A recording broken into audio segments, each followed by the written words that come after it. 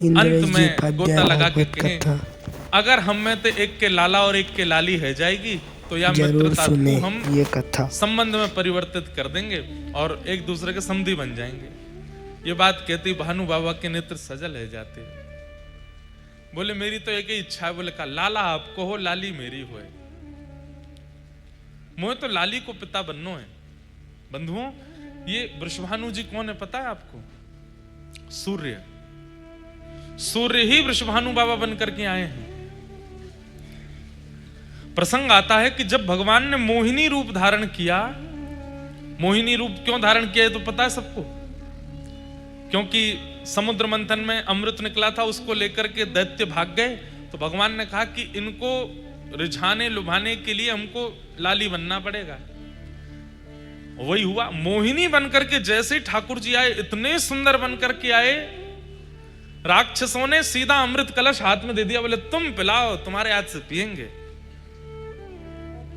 मोहिनी भगवान बोले पहले देवताओं को पिला दूं।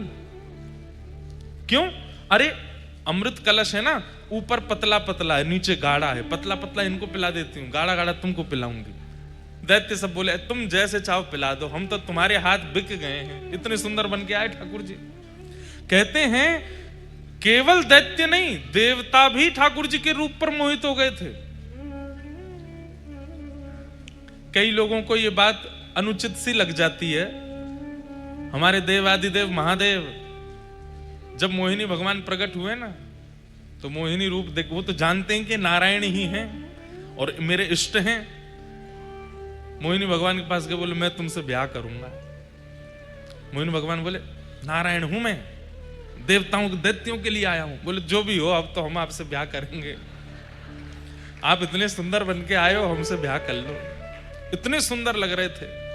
अरे वरुण जी, चंद्र जी, जितने देवता हैं सब पीछे पड़ गए मोहिनी भगवान के, पर मोहिनी भगवान को माया करनी पड़ी, नहीं तो देवता ही पीछे हो गए थे। बोले तुम्हारे लिए नहीं, दैत्यों के लिए बन के आया हूं मैं। लेकिन कहते हैं कि जब मोहिनी बनकर के ठाकुर जी आए, सारे देवता उनसे ब्याह करने की इच्छा रख रहे थे, लेकिन एकमात्र सूर्य थे, उनके चित्त में क्या इच्छा हुई? सबके मन में इच्छा है इतनी सुंदर पत्नी हो, पर उनके मन में इच्छा थी इतनी सुंदर बेटी हो, मेरी बेटी, मैं इतनी सुंदर पुत्री का पिता बनूं, ये मुझे सौभाग्य मिले। मोहिनी भगवान और किसी के भावना पर नहीं रीझे, लेकिन टेढ़ी नजर से सूर्य नारायण को देखने लगे। बोले आप जो सोच रहे हैं मुझे बहुत भा रहा है। तो बोले पूर्ण कर दीजिए ना। बोले करूंगा। कब करेंगे? बोले द्वापर में जब हम कृष्ण बनकर के आएंगे, तब आप ही वृषभानु बनकर के आएंगे और आपके यहां मेरी ही आह्लादनी शक्ति, आह्लादनी शक्ति मतलब कुछ अलग नहीं है बंधुओं। आह्लादनी शक्ति किसको कहते हैं?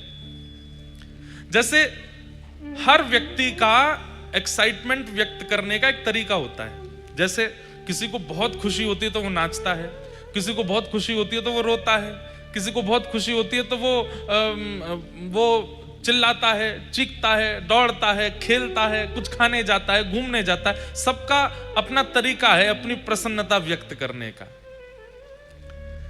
जब परम पिता परमात्मा श्रीमन नारायण, जब उनके चित्त में अत्यंत आह्लाद होता है, तो उनका आह्लाद वो प्रकट नहीं कर पाते, वो जमा होता जाता है, इकट्ठा होता जाता है।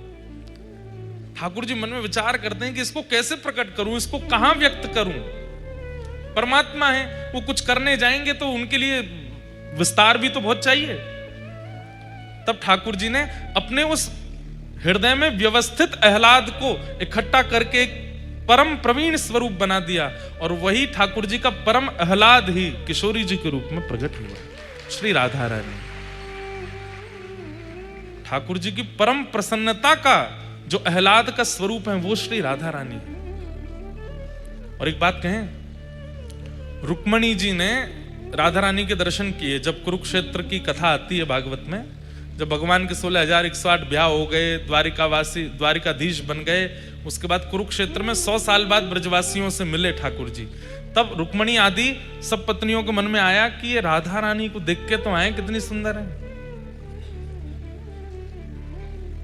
त्रिलोक की सुंदर कृष्ण की हम पटरानियां हैं, हमारी सुंदरता के आगे स्वर्ग की उर्वशी आदि, रंभा आदि अप्सराएं भी फीकी लगती हैं, परंतु ये राधा रानी कैसी हैं, एक बार देख के तो आए। थोड़े अभिमान में गई हैं किशोरी जी को देखने के लिए।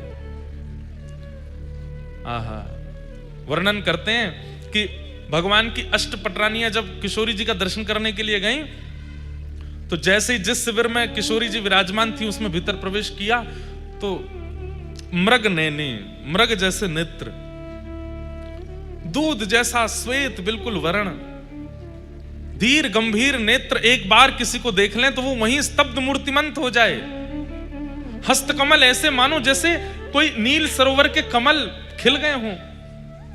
चरण ऐसे कि जब चलें तो उनके चरणों से उत्पन्न होने वाली ध्वनि को नेत्र बंद करके सुनते रहें। इतना सुंदर स्वरूप। और यशोदा मैया से नंद बाबा कहते जा रहे हैं, भाई लोगों में थोड़ा होता है ये वाला स्वभाव।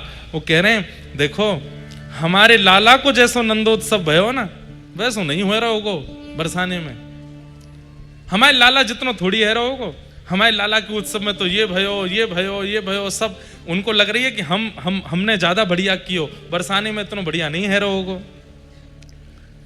ठाकुर जी मंद मंद सुन रहे हैं सबरी बात। बोले कि भैया ससुराल में हमारी नेक और बढ़िया है जाएगा तो आनंद आ जाएगा।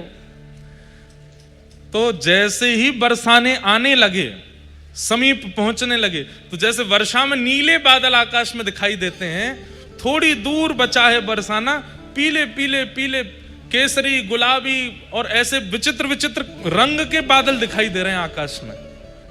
तो नंद बाबा बोले, एक गुलाबी बादल तो पहली बार देखो मैंने, एक केसरी बादल तो पहली बार देखो, पीरो बादल पहली बार देखो, हरो बादल पहली बार देखो, ये कैसे ऐसे बादल है रहे हैं।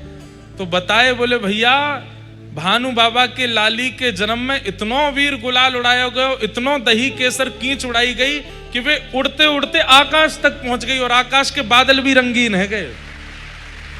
नंद बाबा जब पहुंचे हैं तो कहा देख रहे हैं, बरसाने की नालीन में, जो नाली होती है, बरसाने की नालीन में भी केसरिया रंग की धार बह रही है। इतनो केसर, इतनो चंदन, इतनो अबीर, इतनो गुलाल, ये सब बांटे गए। और महाराज लाला जब भयो ना नंद बाबा के, तो नंद बाबा एक अटारी पर बैठ गए और सबंत कह दी, अपने अपने घर से बर्तन ले आओ, जितनो बड़ो बर्तन उतने लड्डू दूंगो। लेकिन यहां का हेरो है, यहां पे एक कोने में तो भानु बाबा बैठ करके बर्तन भी दे रहे हैं बड़े बड़े, और फिर उन बर्तनन में भर भर के लड्डू भी दे रहे हैं, रतन दे रहे हैं, आभूषण दे रहे हैं। महाराज इतनो सब देख करके नंद बाबा बोले, अरे मेहर मुंह को तो लगी हमारे लाला को उत्सव बढ़िया भयो, लेकिन ये वृषभानु बाबा की लाली के उत्सव के आगे तो ऐसा लग रहा हो कोई छींटा होगा हमारे लाला को उत्सव। इतनो बृहद उत्सव। ठाकुर जी बड़े खुश है रहे, ससुराल आए हम पहली बार, बोलनो जाने ना, एक दांत न कर आए हो बस। मैया लेकर के गई, खूब सारे आभूषण लेकर के आई हैं श्री जी को पधराने के लिए। सोने के पलना में श्री लाडली जी पौड़ी हैं, झूल रही हैं।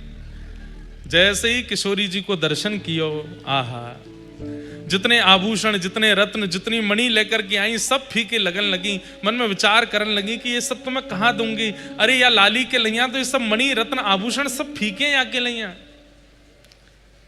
मन में बड़ी व्यथित है गई कि मैं लाली की सुंदरता की योग्य कोई वस्तु लेके नहीं आई अपने साथ में, और जबकि असंख्य सैनिक और असंख्य ब्रजवासियों के संग डलियाओं में भर भर के रत्न लाई हैं, लेकिन वो सब किशोरी जी की सुंदरता के आगे फीका लग रहा है।